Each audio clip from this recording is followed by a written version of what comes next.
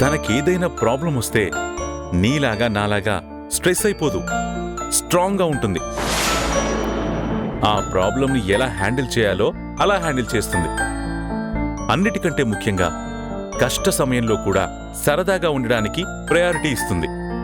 అసలు ఇలా ఎంతమంది బతకగలరు చెప్పు? మధుని అలా చూసినప్పుడు నేను కూడా ఏ ప్రాబ్లం వచ్చినా దాన్ని నవ్వుతూ హ్యాండిల్ చేయాలని అనుకుంటాను. కానీ అలాంటి పరిస్థితి వచ్చినప్పుడు నేను నాలా ఉండగలుగుతున్నానే తప్ప మధులా ఉండట్లేదు. మధు ఈ కాలం పిల్లల్లాగా సెన్సీగా కనపడినా very traditional girl, very strong girl. Madhu విషయంలో నా కొడుకు చాలా అదృష్టవంతుడు. మధుని ఈ ఇంటి కోడల్ని చేసుకున్న మనము అదృష్టవంతులమే. అసలు అంతెందుకు, మధు అంటే మధుయే. ఎంత చెప్పినా ఎంత పొగిడినా తక్కువే. ఏంటి దేవకి, నేను మాట్లాడుతుంటే అవుననవు కాదనవు, ఏం మాట్లాడకుండా అలా చూస్తూనే ఉన్నావు? అయ్యో, ఇప్పుడు మీ కోడలికి మీరిచ్చిన సర్టిఫికెట్లన్నీ నేను కాదన్నాను అంటే నన్ను చంపేరు. బాలేదానివి నువ్వు. నాకు తెలీదా నీకు మధు అంటే ఎంత ఇష్టమో?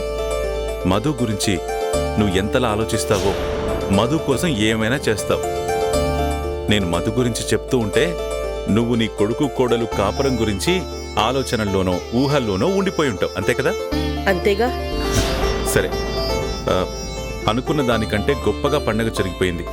వాళ్ళు చాలా హ్యాపీగా చక్కగా కలిసిమెలిసిపోయి అన్యోన్యంగా ఉన్నారు. అంతా కళ్ళారా చూస్తూనే ఉన్నాం కదా. ముందుగా అనుకున్నట్టు రేపు వాళ్ళకి తొలిరేయి ముహూర్తం పెట్టించేద్దాం. రామచంద్ర కూడా మనం బయలుదేరేటప్పుడు మళ్ళీ గుర్తు చేశాడు, ఏదో నాకు గుర్తులేనట్టు. అది కాదండి, ఈ ఒక్క విషయంలో మాత్రం నా మాట వినండి. ఆ సిద్ధాంతి గారు చెప్పిన దగ్గర నుంచి నా మనసు కీడు శంకిస్తూనే ఉంది. ఒక్క 6 నెలలు ఆగుదాం. ఇది పిల్లల జీవితం, వాళ్ళ సంతోషం, వాళ్ళ భవిష్యత్తు, వాళ్ళు బాగుండాలనే నేను ఇంతలా చెప్తున్నాను. దయచేసి అర్థం చేసుకోండి.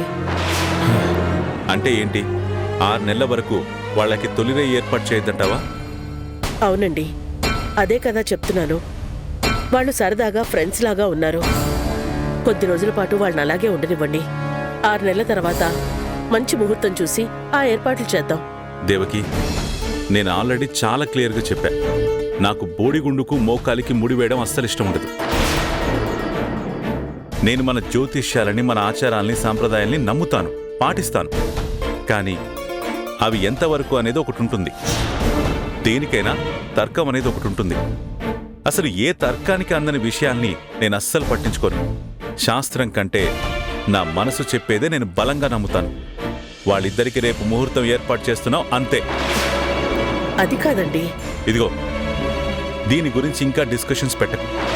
చూడు, ఎల్లుండి నువ్వే చెప్తావు నేను తీసుకున్న నిర్ణయం కరెక్టేనని, నువ్వే ఒప్పుకుంటావు.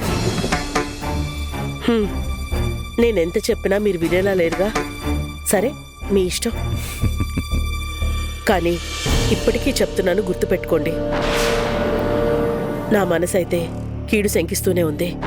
మీరివన్నీ కొట్టిపడేసి మీరు అనుకున్నట్టే ముహూర్తం పెట్టించాలనుకుంటున్నారు కనుక నా కోసం, నా తృప్తి కోసం ఇంట్లో అబ్బాయితోనూ కోడలతోనూ ఓ శాంతి హోమం చేయిద్దాం.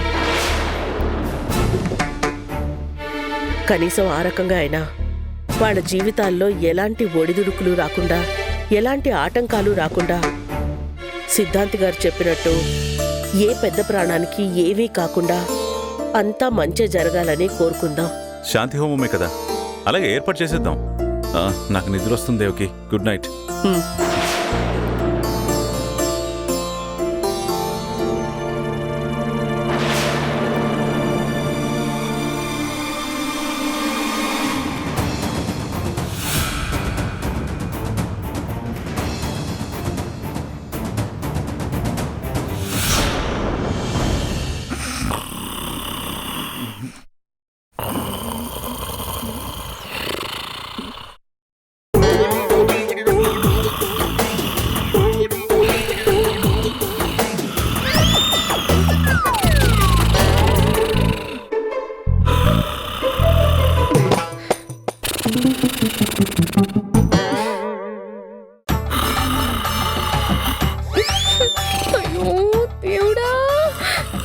కళాకారుడు కూడా ఉన్నాడా?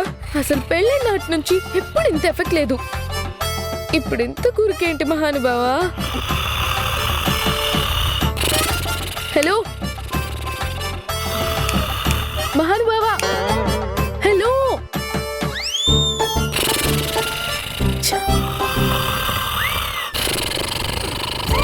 అయ్యో పాపం, సంక్రాంతికి సరదాల పేరుతోటి బాగా ముప్పతిప్పలు పెట్టి పిండి ఆరేశాను కదా, బాగా అలసిపోయినట్టున్నారు.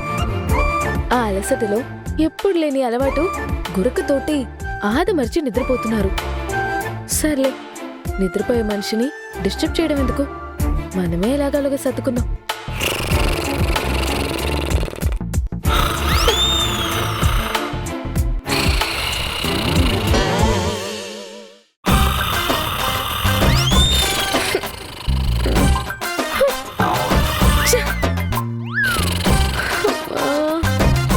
నాకు టైర్డ్నెస్ లో అలసిపోయి నిద్ర వస్తుంది.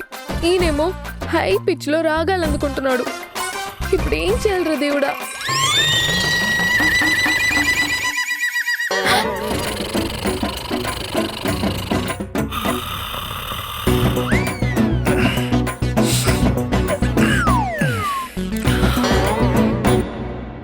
అమ్మయ్యా, ఈ ట్రిక్ వర్కౌట్ అయింది. పక్కకు తిరిగి పడుకోగానే గురికి ఆగిపోయింది.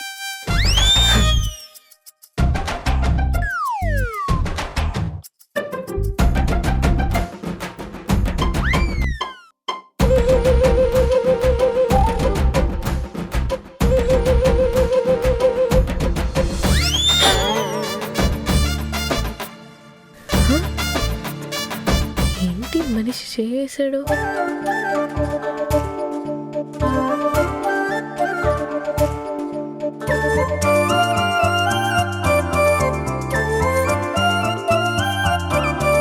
పాపం, నిద్రలో తెలియకుండా వేసినట్టున్నారు.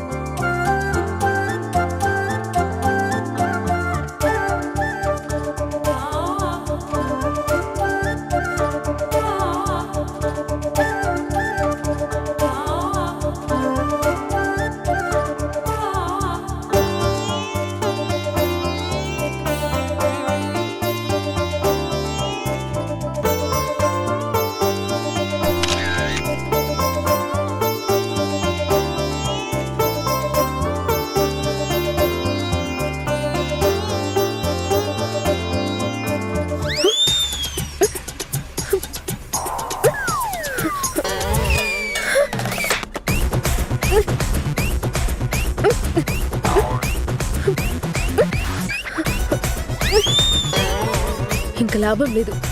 ఈ మనిషి ఏదో అఘాయిత్యం చేసేలా ఉన్నాడు.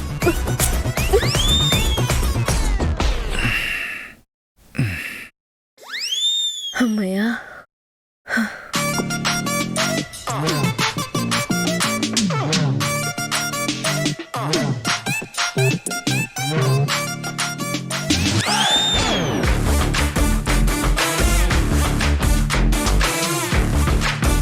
ఏమైంది మనిషికి? మళ్ళీ చేయిస్తున్నారు. నిద్రలో నటిస్తున్నారా లేదా నిద్రలో చేవేస్తున్నారా? ఏమీ అర్థం కావట్లేదు.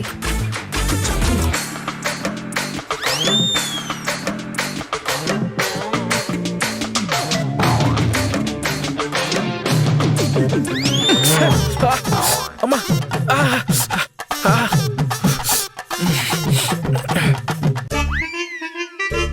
ఇదేంటి ఇంత నల్లగా కమిలిపోయింది? అసలేం కుట్టింది?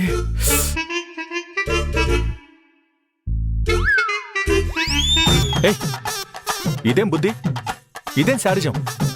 ఒక మనిషి నిద్రపోతుంటే గిల్లుతావు నువ్వు? నేనెక్కడికి వెళ్ళాను? గిల్లకపోతే మరి దొంగ చూపులు చూస్తున్నావు? ఒక కన్ను తెరుచుకుని. నేనేం కావాలని గిల్లలేదు. మరి దేనికి గిల్లావు? దేనికంటే ఎలా చెప్పును? ఒక పక్క సిగ్గు, ఇంకో పక్క భయం. ఏంటి? మీరు తిన్నగా పడుకుంటే కదా గురకలు గిరకలు పెట్టి నిద్ర రానివ్వకుండా టార్చర్ పెట్టారు. అందుకే. గురక పెట్టానా? అసలు ఎవడనుకుంటున్నావు? నేను పడుకుని నిద్రపోయానంటే లైబ్రరీ ఉన్నట్టు పిన్ డ్రాప్ సైలెన్స్ గా ఉంటుంది కదా. నేను గురక పెట్టానంటావా? అబద్ధాలు చెప్పడానికి ఒక లిమిట్ ఉండాలి. నీ శాడిజం. నీకు నిద్ర పట్టక నిద్రపోయే వాళ్ళని చూసి ఓర్చుకోలేక నన్ను గిల్లుతున్నావా? చిచి, ఏం మనిషివో. దేంట్లో సరదా ఉండాలో, దేంట్లో ఆట పట్టించాలో కొంచెం కూడా పద్ధతి పాడు లేకుండా పోతుంది. మీరు పద్ధతిగా పడుకుంటే నేనెందుకు స్వామి ఇలా తిప్పలు పడతాను? కొన్ని చెప్పుకోలేము, మనసులో ఉంచుకోలేము. ఏంటి? ఏమీ లేదు, సైలెంట్గా పడుకోండి. కాళ్ళు చేతులు కట్టేసి అటు తిప్పి పడుకోబెట్టేసేయాలి.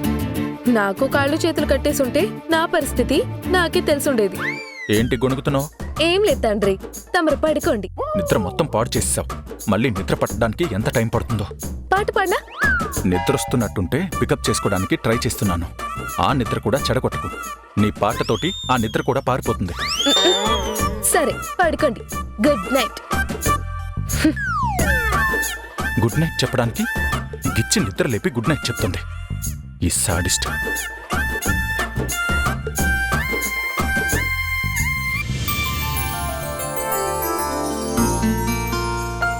నమస్కారం సార్.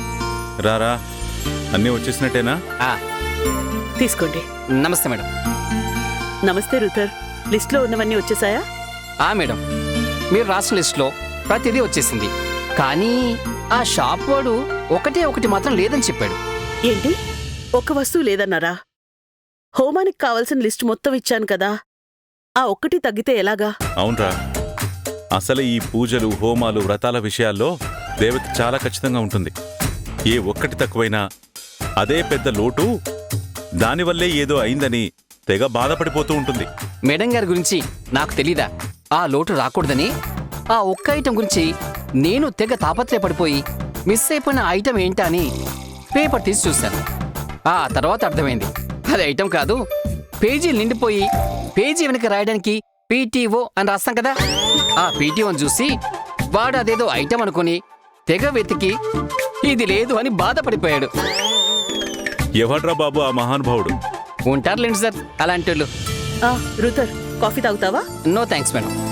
ఇందాకే ఆ పూజా సామాగ్రి కొని చోట 2 కాఫీలు తాగాను. అవునా? సరే, మీరు మాట్లాడుతూ ఉండండి, నేను ఇంకా పూజకు ప్రిపేర్ చేయాల్సినవి ఉన్నాయి, వెళ్ళి చూస్తాను. ఆగు దేవకి, ఏంటి అసలేం జరుగుతుంది ఇక్కడ? నీకెందుకు అంత కంగారు? ఇంట్లో శాంతి హోమం జరిపించబోతున్నాను. ఓ, శాంతి హోమమేనా? నేనింకా ఏంటో అని కంగారు పడ్డాను. అయినా ఖచ్చితంగా ఇంటికి శాంతి హోమం చేయించాలి. ఈ మధ్య మనకి దెబ్బల మీద దెబ్బలు, ఎదురు దెబ్బలు తగులుతున్నాయి. అయినా ఇలా శాంతి హోమం చేపిస్తున్నట్టు నాతో మాట మాత్రమేనా చెప్పలేదే? శాంతి హోమం జరిపించాలని డిసైడ్ చేసింది రాత్రే. సడన్ గా ఎందుకు అనుకున్నావు?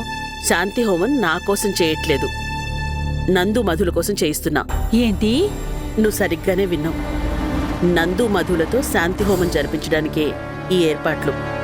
దేవకి, వాళ్ళతో శాంతి హోమం చేయించడం ఏంటి? శాంతి హోమం అంటే వాళ్ళ మంచి కోసం కదా, అదెందుకు మనం చేయించడం? చేయించాల్సి వస్తుంది, చేపిస్తున్నాం. నువ్వెందుకు దీని గురించి కూడా పెద్ద హైరాణ పడిపోతున్నావు? నీకేమైనా మతిపోయిందా ఏంటి? వాళ్ళ మంచి కోసం హోమాలు గట్రా చేయిస్తే అవి ఫలిస్తాయి. ఎప్పుడూ వాళ్ళ మంచి కోసమే చేపిస్తే వాళ్ళకి మంచే జరుగుతుంది. ఇప్పటికే అది ర్యాకెట్ వేగంతో దూసుకుపోతుంది. ఇప్పుడు దాంతో శాంతి హోమం చేపిస్తావా? నీకు నిజంగానే మతిపోయినట్టుంది.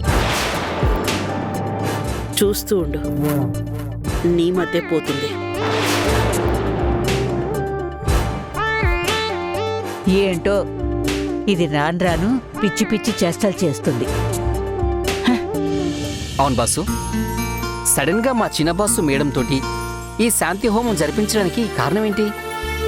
అయినా ఇలాంటి వాటిలో మీ అబ్బాయికి పెద్దగా ఆసక్తి, ఓపిక ఉండదు కదా, ఎలా ఒప్పుకున్నాడు?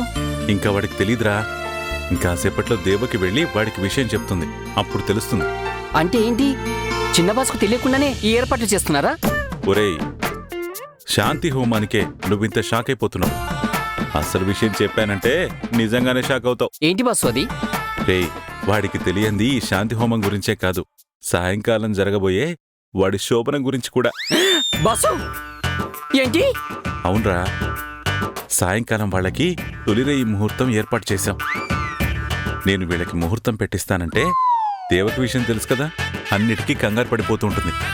వీళ్ళకి తొలిరేయి అనుకున్నప్పుడల్లా ఏదో ఒక అరిష్టం జరుగుతూనే ఉందని, కోయిన్సిడెంటల్గా జరిగిపోయిన విషయాలన్నీ తలుచుకొని భయపడుతూ ముహూర్తాన్ని వాయిదా వేద్దాం అంది.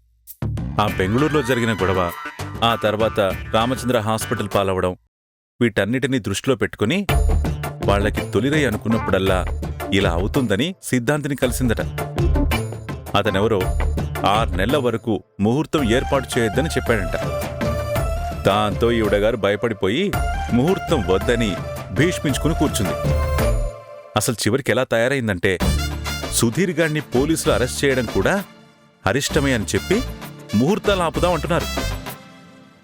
అసలు వీళ్ల ముహూర్తానికి వాడి అరెస్ట్ అవ్వడానికి ఏమైనా సంబంధం ఉందారా? వీళ్ళ పిచ్చి నమ్మకాలను. అందుకే నేనే ముహూర్తం ఏర్పాటు చేశా. Super boss. ఇప్పటికీ చిన్న బాసు మేడం అన్యోన్యంగాను సఖ్యంగాను ఉన్నారు. అప్పుడప్పుడు గొడవ పడుతుంటారనుకోండి. అయినా మేడం మీద సరికి చిన్న లవ్ ఉంది. అదైతే నేను ఫీల్ అవ్వగలుగుతున్నా. అదేరా, ఆ నమ్మకంతోనే ముహూర్తం ఏర్పాటు చేశాను. మరి చిన్న బాస్కి మ్యాటర్ చెప్పేస్తే బెటర్ కదా. రేయ్, అదెలాగూ తెలుస్తుంది. ఇప్పుడే చెప్పేశామనుకో వాడికి కొంచెం తిక్క. వాడి మనసు కంటే బుర్రే ఎక్కువగా డామినేట్ చేస్తుంది. వాడి బుర్రకి కొంచెం ఈగో అనే పంతం ఎక్కువ కదా. కాబట్టి ఇప్పుడిప్పుడే వాడికి ఈ విషయం చెప్పకుండా సర్ప్రైజింగ్గా సాయంకాలం చెప్పేద్దాం. అంతవరకు నువ్వు కూడా ఏమీ తెలియనట్టు సైలెంట్గా ఉండు. Done boss.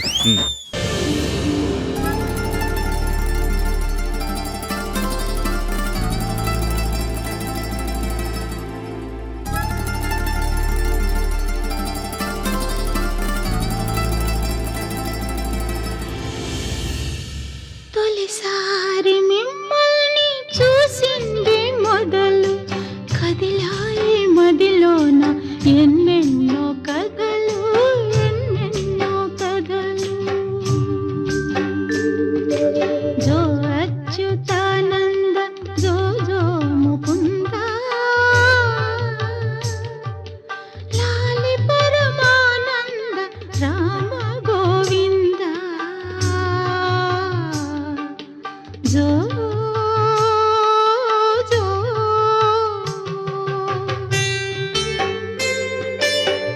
నిదురపోని కనుపాపలకు జోల పాడలేక ఈల వేసి చంపుతున్న ఈడు నాపలేక. తొలిసారి మిమ్మల్ని చూసింది మొదలు కదిలాయి మదిలోన ఎన్నెన్నో కథలు ఎన్నెన్నో కథలు.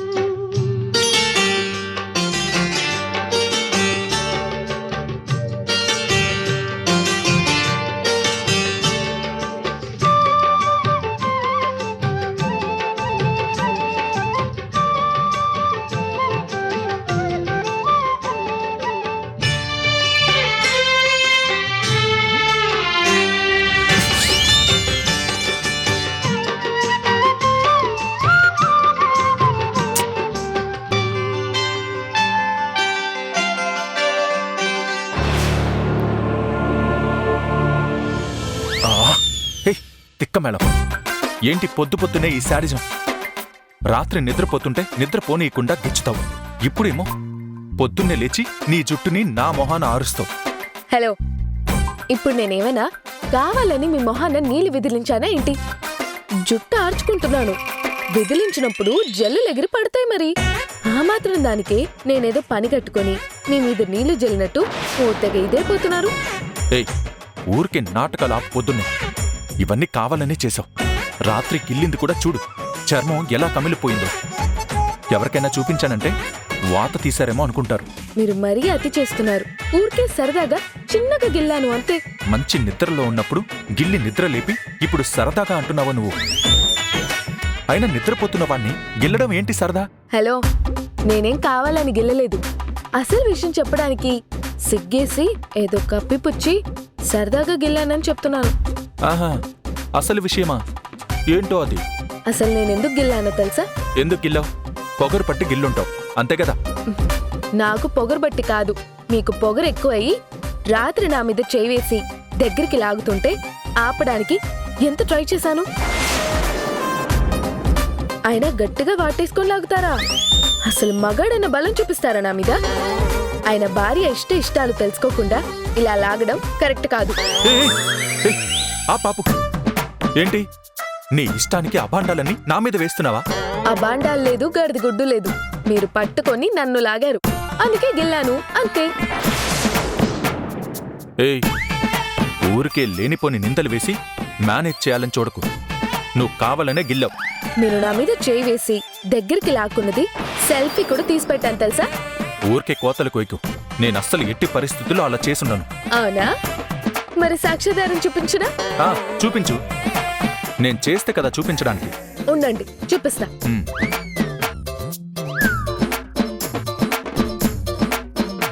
చూపించునా? ఆ, చూపించు.